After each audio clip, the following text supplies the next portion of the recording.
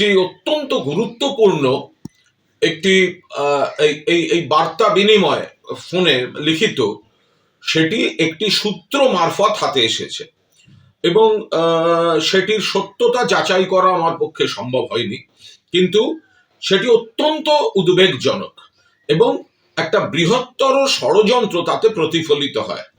কোনো ব্যক্তি অন্য কোনো ব্যক্তিকে দাদা সম্বোধন করে লিখছেন, as per our sources 13 ED officers in the rank of assistant and deputy director would be travelling to Kolkata tomorrow morning by 6C 5014 and SG 263। একেবারে সফর সূচি দিয়ে বলা হচ্ছে, আরো ডিটেল রয়েছে এবং আরো মহারাষ্ট্র থেকে কেউ আসছেন, বিকেলে একজন সাইবার এক্সপার্ট আসছেন, সব দেওয়া হয়েছে। এবং তারপরে একটি ইন্টারেস্টিং লাইন রয়েছে, they have scheduled an urgent meeting in CGO complex tomorrow as communicated from PS to HM Mr.